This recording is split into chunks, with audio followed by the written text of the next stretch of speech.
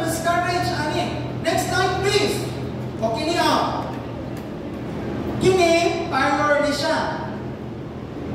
O kung wakay kwarta, dali ka magpa-parlor kay Boboy, Nasir, Linda, Tata, Bibi, Lisa, dali ka.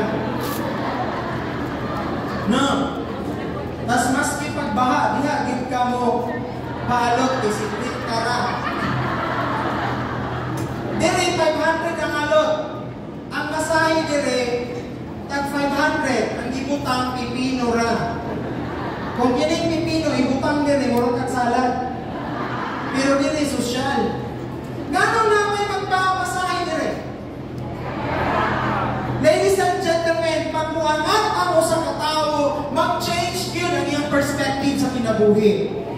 Like for example, ako, nagtrabaho ko sa Manila sa una, sa wag pag-isweldo, mag-tricycle ko, gikan sa opisina, sa Villar, padulong sa ako at tuwanan sa akong boarding house. Pagkasweldo-sweldo na nako, nagmotor ko, gikan sa tricycle. Pero musingit, kaya po ko akong naidaghan, among na, maridikit na. Pagkataas akong sweldo, hindi na ko ganahan mo sa kaya na naidikit sa akong naon. O, isa na kamotor ha, ako rin ako sa kaya ha, kay Pacquiao ni. Kaya ka-afford naman ko. Tapos pagtaas akong sweldo, ay marang pangatol naman ko sa kaya motor. Ka-taxi na ko. Taxi! Sakyan, social ko, aircon. Pagtaas akong sweldo, mahandlok na ko sa kaya taxi. Kaya nahanap ko ay kagulingon akong sakyanan. No? Nahanap ko yung driver. Driver! O, magtuyo ko po na. Kaya ako na po na driver. Pero na ako'y sakyanan. So, kinina sumbingay mga kaigsunan, ang mindsetting nato sa sales, dapat inod yung ibutang sa imong ulo na kung nakakaaning trabaho mangita yung ka atong naay kwarta. Naay kwarta! Amen? Dili kay lisod ng good at kinabuhi ka rin mga broker. Uy, alam mo siningin ng broker na sa una makakaupo mo sa sagaan mo karong hindi ka mga broker. Kung ako marihalin mga broker, kasi siya na ng broker. Mga broker ko tingog, o sige, nasabtan ka ni Amen, hallelujah, tagkalanan niya. Diyos ko, kung wala'y kwarta, ang mindset, baka kita na yung wala'y kwarta, pero ang tao na ay kwarta. Okay, next slide please. Lifestyle covers almost all phases in your life. Pamina, muna importante kayo. Unsay dili mapalit o kwarta kung mukuha siya balay sa Camellia, sa Lumina o sa Bria. Ladies and gentlemen, kung ang kliyente nasa abroad, mukuha siya property sa atuha, safety sa pamilya niya ang iyang ipalit, dili lang kay ang balay. Wala siya diha sa panahon na sa adlaw-adlaw na buhi ang iyang pamilya. Nagingkamot siya sa abroad, araw mahangka kang maayong kaugmaon sa iyang pamilya. Kung saan na lang kahaang maayong kaugmaon, kung umanaplag, adunay na hitabong dili maayo, tungkol kay wala sa seguridad, wala sa seguridad, nalipuyan sa iyang pamilya diri sa Pilipinas. Mga kaigsunan, dapat masabtan na ang iyang ipalit, dili na kay balay, kung seguridad sa iyang maulang dili ka bayan ng salapi, mga kaigsunan. Nagkasabot? Pero pag-explain sa inyong kliyente, ayaw magpiyaw-piyaw sa mga mata. Mga hindi ka bayan ng salapi. Kadawala na lang isi siya. Dalihan na kasakit ka isi mo eh. Bibihaan na pala. Dili mabayaran ng salapi ang seguridad sa pagkuha o balay. Mao na ginatawag nato emotional selling. That is what we call lifestyle. Iba pa rin kung sa Camellia ka nakatira. Unsay squatter na lugar din sa Tago, may nakita sa inyo para taga dito, hindi ako mapuntahan. Wala na ako. Unsay bukid dire, bukid. Pero bukid yung kayo na yung mga kahaplukan na doon. Lahat? Laang? Laang? Sabi ko, kilaan. Paminaw. Ma, nagkakuyabi ako, ma. Ang pangutana na, taga-asa man, taga-laang. Sa kadaghan tao, walang tago ko sa laang, magiging mo yan. Kadaghan ng namin mo. Ang reaksyon, pero pingaling, ma, nagkakuyabi ako, ma. Taga-asa? Taga-Camellia Tago. Kuya, nabumbong na. Dapat nabumbong na. Ikaw ang labi ako. Wala si mama, palawin ko ni mama. Pagkaog ma, nabumbong na. Taga-asa? Nakatugong taga-Camellia Tago. Kung saan may black-black niya dito? Nasa security guard na siya, ma. Taga-asa mo na. Taga-laak na.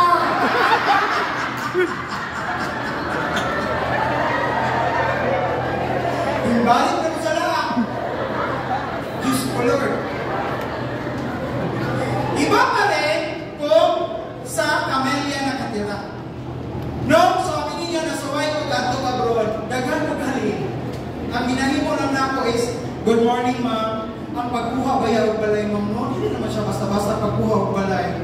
Naligtamo ka din sa abroad para sa itong pamilya na nabiling dito. Ang pagpalit o balay, ma'am, option mo. Pwede na sa gawas, di mo paliton. Pero hindi ka kapili kung kinsa itong silingan. Hindi ka kapili kung sino may best friends itong anak. Kaya, ito kayo balo, kung hindi ka balay itong silingan, pero ito kayo balo sa mga profile kung kinsa na sila.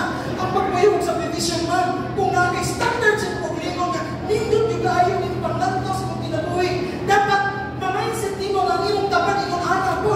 Kung social ka, kung ikaw ay professional, ang iyong tapat professional po. Professional sila. Sasa. Professional silang tanan. Pero kung mapalit ng balay, magpatutok ka, mama, pangutana, insa ang pasilingan sa inyong mga anak po. Hindi taka-sure sa ilang seguridad. Pero ma'am, kung nakakas sa subdivision, ma'am, magkatulog yung nagdali sa Korea, sa Japan, mag-ayo. Eh, inyong anak, inyong pamilya, nagibili dito, aduna sa maayong mga kamot, kay well-painted at our community, o na-security guard na nagabantay sa tibuhok gabi sa inyong pamilya. Kung sa ayaw niyo pagpapyasa, ang pagbuhok ko palay, kung nahigog pa ka sa inyong pamilya. Ama, ikay, balay ma. Hindi kay balay ma. Kagabi ko eh. Nice kayong provision na mo. Hindi babayaran mo. Pag-sure, dira. Pag emotional selling yung gamiton, ay, kalami. That is what we call lifestyle. Even your address is now associated with your lifestyle. Ladies and gentlemen, ang akong topic today about condominium. Let's discuss more of the investment. Next slide, please. So, kay basic pa rin. Kinsay bago din sa real estate. Bago. Ubay-ubay. So, dapat masabdan ang inyong trabaho. What is real estate?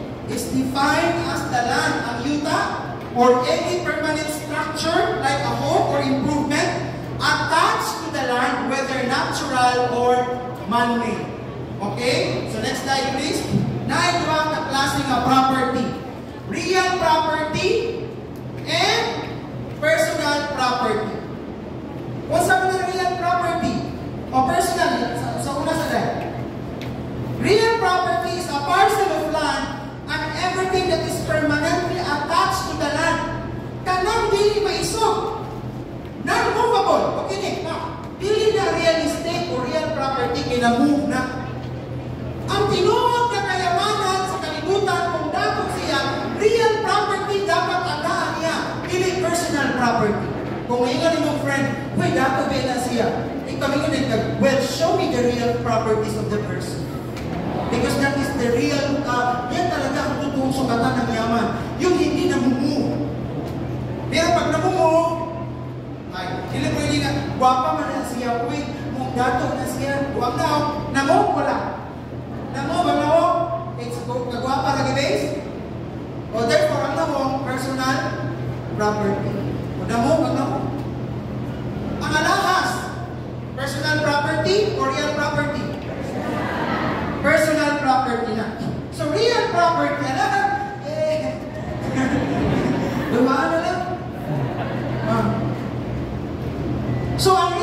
property is a parcel of land. Everything that is non-movable is real property.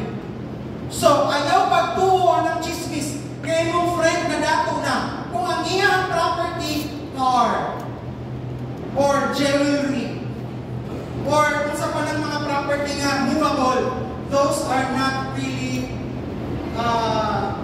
proof nga dato siya. Ang tinuod nga dato as real, kinsay na yung real property, isa na mo. Ang isa na mo. Hindi ba yun sa sure, hindi na po eh. So, ang basihan sa tinuod nga dato is real? Ang sa personal property. Personal property, on the other hand, is movable. It is defined as everything that is not real property, such as your clothes, your furnitures, your cars, and any other movable item that are not attached to the real estate. So, yung mga kliyente, may nga kailangan, huy, dato bela siya. O sige nga, kung sa may mga real properties, wala na kasi yung mga yuta-yuta, pero dapat siya sa kiyanan. Dato na, gili. Gili! At pero nag-iutang na niya. Ang tinuod na property is real? O na, ibalo na dahil mo ha? Okay, next slide please.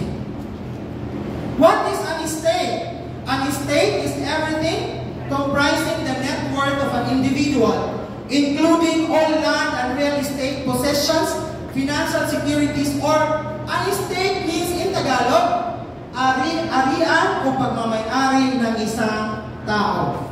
Next slide. Investing is putting money into investment vehicle to generate income. Okay, so muna itong topic ron, no? Next slide. Why real estate investment is considered to be the best investment could have one today. I will die for the truth that this is the best investment and no one else comes close. Naimingon, Siri, mas inot ang stock market, Siri. Oh, sige daw, mas ang stock market. Anak mo, problema rin Siri, nadungkan na lang mo na Siri. During my training, ginagutan na, Sir Ray, what is the relation between public market and stock market? May animal.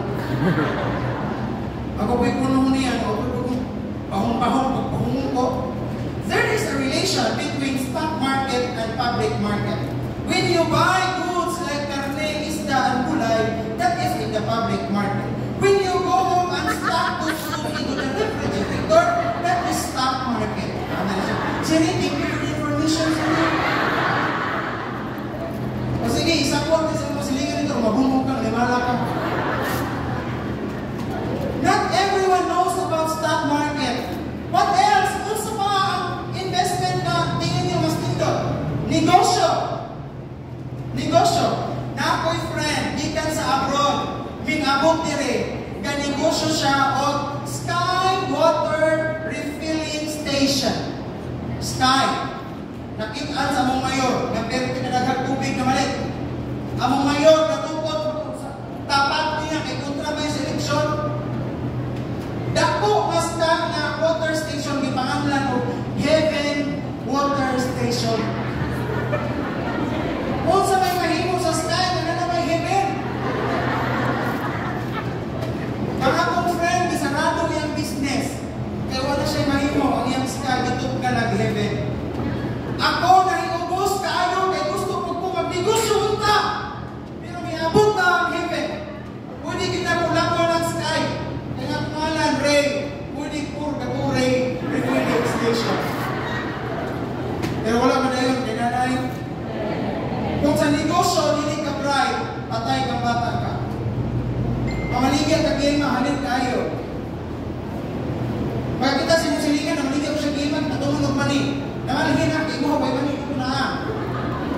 So, ang business, hindi sigurado, what else? Speak up.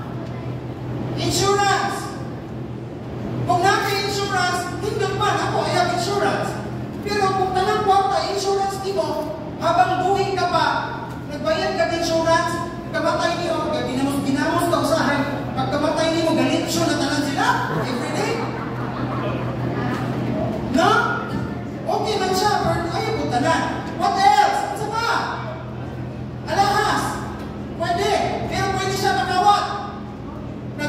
ko one time sa Baclaran, guys. Bibira ako malahas. Muna ako, hindi ko ganahan. Kaya naturuman ako.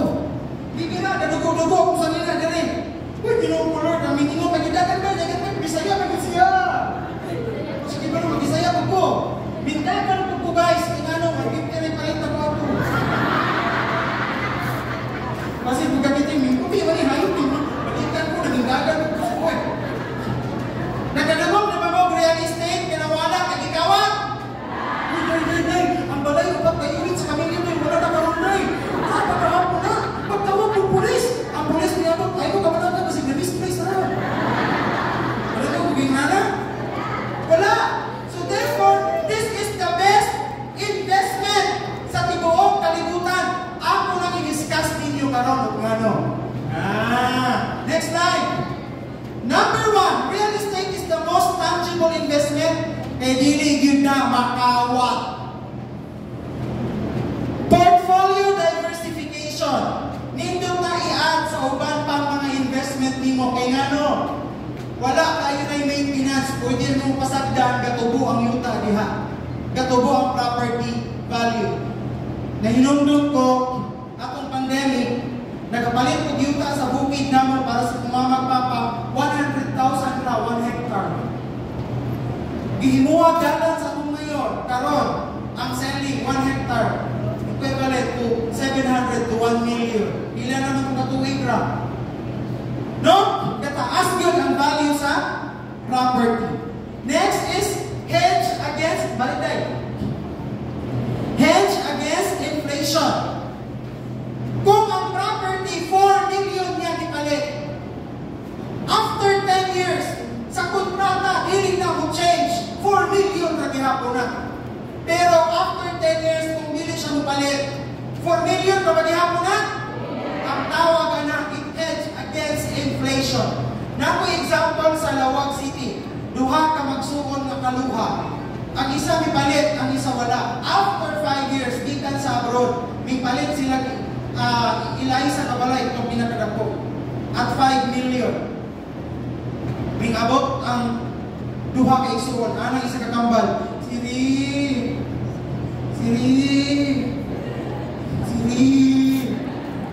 Lagi isa ninyo hanap.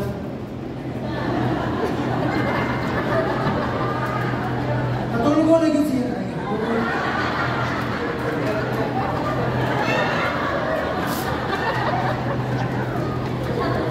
Malawa niya lagi. Terus maliban niya, naitulo. Lima na, karong tulo na lang yun ka. Ganong naman yun, nanganihiman mo. Ano yun ang malipayon? Makahalin na inuwa ng ay ako nalibyan, malit na tao mga maluway ka mga maski kung sa ganit kaibigan ako wala pag-ibig tulog. Mag-training ko dapat mga tao at tayo mo na tinunod na training sa real estate. Tawanan mo ang iyong problema. Paano tawanan mo? Ang mukha kong problema mo. No? Kanang tulo diha. Kapag tayo naman ako ha. Higa mo kagayo. Okay. It generates cash flow. O nindot po niya siya mahimong collateral sa loan. Kung nakay titulo, nakay title, sa imong yuta, nakaname sa imo, dali ra kaayo loan kung nakay titulo. Pero kung wala, Diyos ko Lord. Next slide please. Important real estate investing concept, leverage, location, pricing, due diligence. Isa-isaw na to. Next slide please. What is financial leverage? In Tagalog, utang. Dahil kuha ng balay na iba dahil, hindi kayo makuha dahil, hey, as in guwapo yun. Na, magutang na board mo, ay, additional na bulang bayaran na mo, ay, sabok, ay, ng aking mga obligasyon bulan-bulan dahil, hindi, ay, anak kalalim dahil. So, ito ba mo? Oo, lagi dahil, sa ilo ako dahil, kung mga anak ka dahil, mag-isod ka dahil, nakapunta, pamatay naman ka dahil.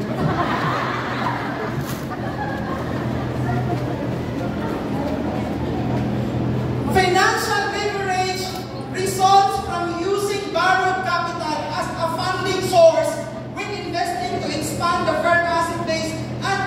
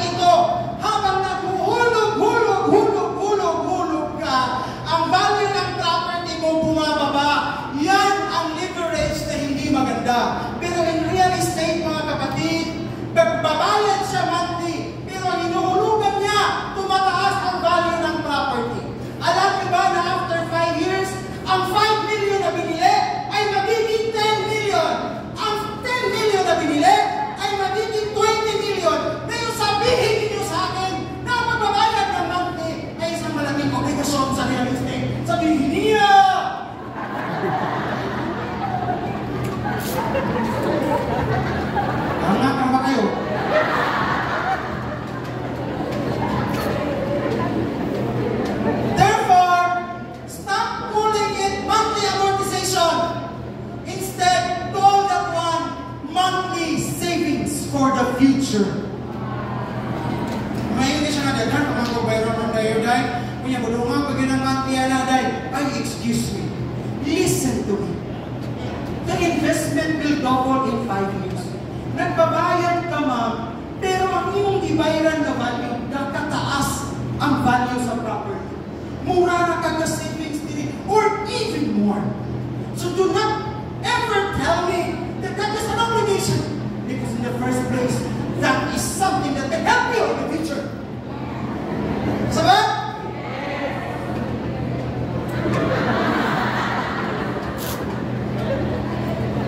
Oh, ano ba kasabo? Tinawag nga.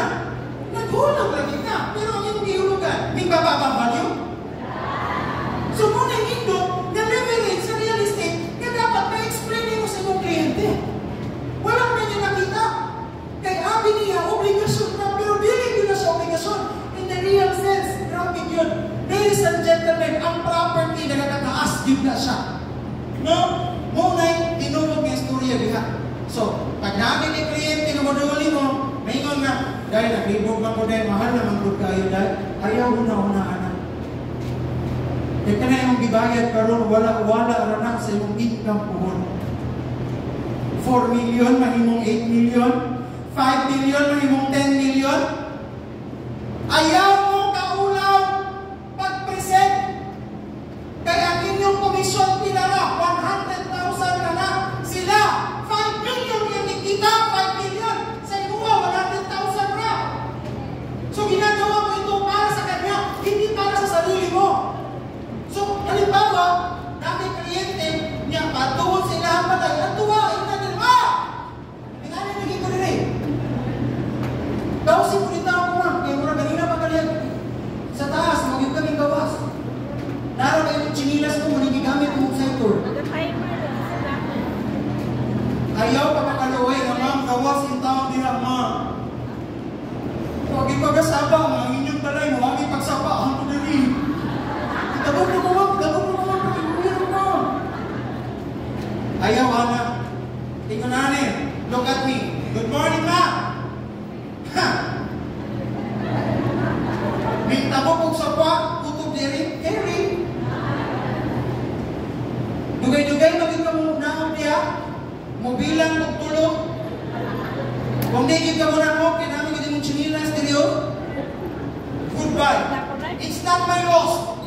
Let me reiterate that the property that we're talking is 4 million. After 5 years, that will turn into 8 million. Dako kag income ang na makuha na rin. Pero kung bili ka, well and good. Muuli na ko. We have to ulo. Ulo! Dos! Two and a half! 3! Pagkabot ka din 3, wala siya may gawas. Goodbye! Dili nito ka lang!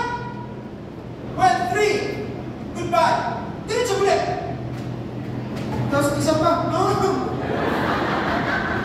Tapos na naman. Ito binuwang na. Dako kayo pang-income ang kliyente sa real estate. Real estate is the what? Siya ang nag-produce of millionaires sa Philippines, mga kaigsunan. Muna yung inuod. So nasabtan ninyo ang illustration ganina? Nagbayad ko, pero ang inyong ibayad, ang value ni? Wala siya ni? Oh. So that is the positive leverage in real estate. Dili ka ng utang negative. Muna inyong tanawon, muna inyong explain sa kliyente. Number 2, ayan, time value of money, inflation, opportunity cost, malak in ang property price, and then due diligence. Meaning, mamili mo company na imbisan, no? We are number 1 in the real estate, I think. Dili mawala o masayang ang iyang investment. Next slide. So how to generate passive income in real estate? Number 1, you need to know the exit strategy. Buy and hold, then sell. Buy and lease. Buy, build, or flip, then sell. So those are the 3 exit strategy. mo niya itong gingon, napapalit siya property karon, maski pag wala niya na ditandog, ang property kakataas ang value. No? And then, kung ibaligyan niya, taas na. Or buy and paabangan niya, or buy, magtayo siya, i-develop niya, then sell. So those are the 3 exit strategy. Next slide. Hello? Kapilari mo ng kadangog. Kamingon mo times 2 ang property after 5 years. Right? Nakadungog mo na? Pero ang pangutan na, kung saan pag times 2. Mingon ka, mama, palit naman kayo. Doble na after 5 years. Anang kliyente. Saan pag doble? Ginoo may lubot, anak ma. Ay, ang ginoo ma. Di mo pag-amin ang ginoo. Mauning na matuhuran na anong mo doble ang property eyes on the screen. First, we have the so-called zonal value.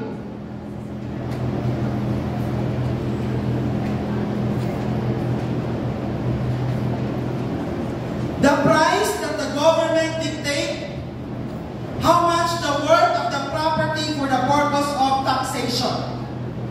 Cite for example, mo niya itong property.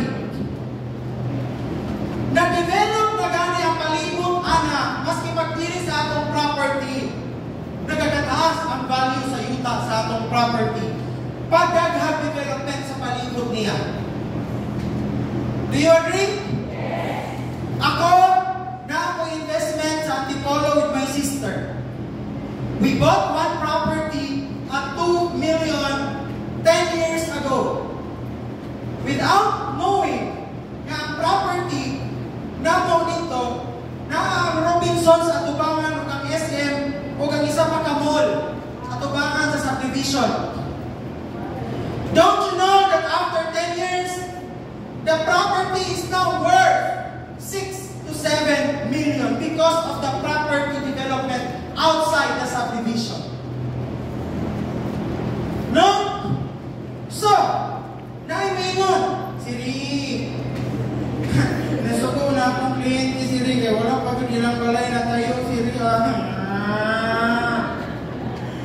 May reserve ito siya diri, Siri, burus siya, Siri. Karon, Siri, 5 years old na yan, Siri. Tapos burus na po siya sa ikaduhang anak, Siri. O paghihap mo na turnover ang property, Siri. Na yung mga ikunahan na question, di ba? Ladies and gentlemen, in the history of Camellia and Bria, yes, nagka-delay, pero wala na turnover sa kliyente. Muinon na yung kliyente nga, wala niya kayo! Natutulog ang pera ko sa inyo! Guys, that is very wrong. Despite of the fact na wala pa ang bahay, tungkol sa zonal value, nag-increase ang value na sa iyang property, maski wala pa. Kaya ang development sa gawas, o ang value sa yuta sa gawas, nagkakataas, amin ang iyang property.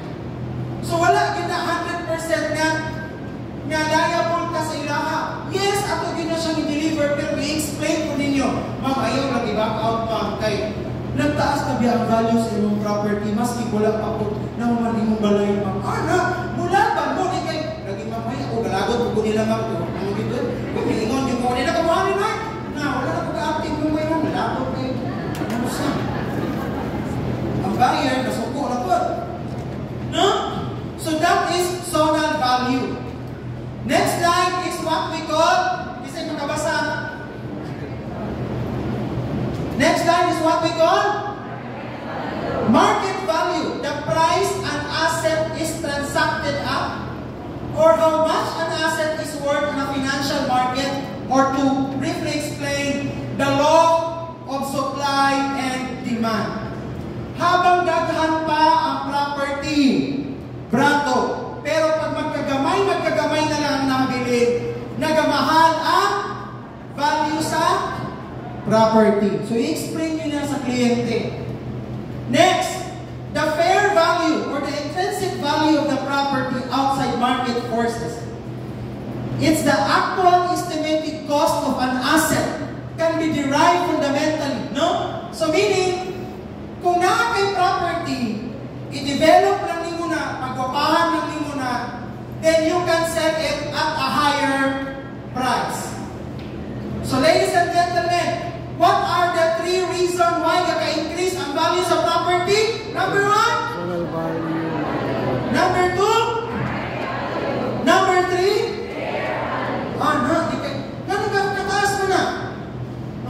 mga baliw, matumoy. Atin na lang siguro na, para masaktan yun naman. The last reason na magtaas ang value sa property is pagtaas ng presyo ng mga materyales. Okay guys? Dapat mahibalo mo explain sa kliyente nganong times 2 ang value sa property after 5 years. Ang 5 million? Mahimo? Insakto na ang computation. Wala yung piyong-piyong na. Nanunutaas man na siya. Ma'am, number 1 is zonal value. Ang zonal value, ma'am, kung naanay development outside sa imong community, ng imong gipalit, maka-apekto po na sa pagtaas sa value sa imong property. Or, another thing, pag nag-develop na imong property, or naana ang community, magtaas pa din ang value sa imong property. Second is what we call market value. Ang market value, ma'am, law of supply and demand. Habang daghan pa ang property na available diha, plato pa na. Pero ma'am, habang nakagamay na ma'am, nagtaas yun ang value na kay gamay naman lang available, pero daghan kaayo ma'am, gusto mo palit.